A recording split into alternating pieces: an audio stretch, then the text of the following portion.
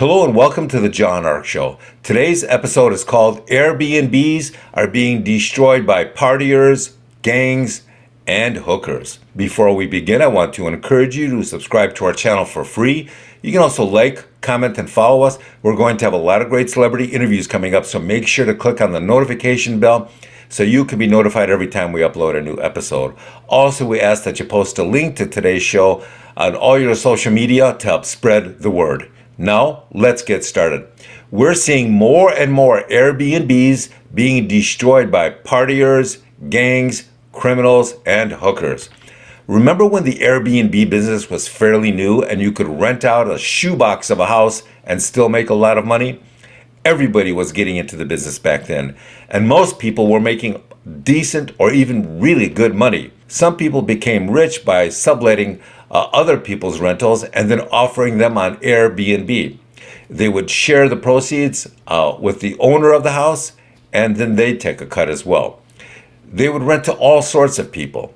If you just got out of prison and you had 3 cop cars descending on you at your present location, then you could grab your laptop or your phone and quickly rent another Airbnb location to escape to. You'd be approved very quickly. A lot of people found great deals on Airbnbs and had significant discounts. Because of that, they were able to enjoy very affordable vacations, not having to pay for expensive hotel rooms. Then the lockdowns occurred, and people were afraid to leave their homes. Many stayed home for 2 years and went nowhere. Then the economy improved and everyone started traveling and going places. And when they did, they used Airbnbs when they got there. And then some Airbnb hosts started noticing something. Their rental properties were being destroyed by wild parties.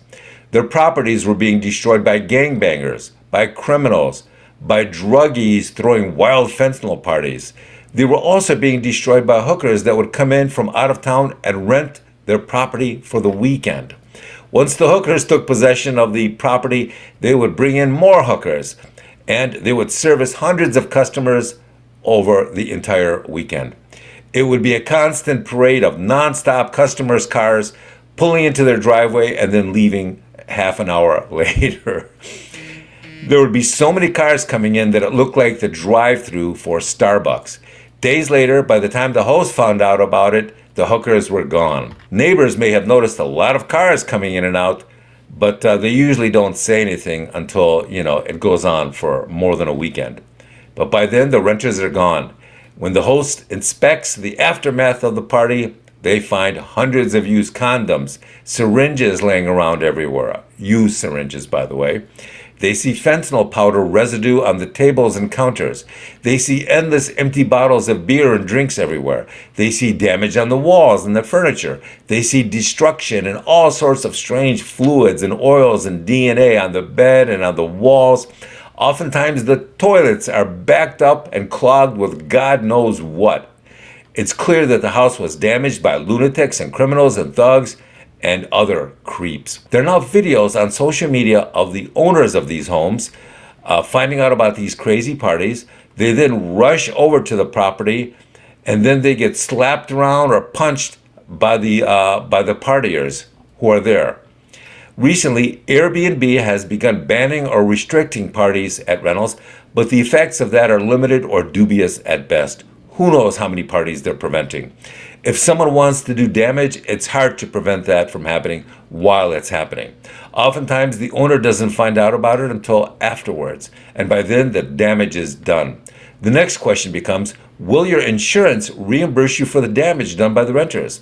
Many insurance companies cover the damage done by homeowners who live there, but not if you rent the property commercially on a short-term basis.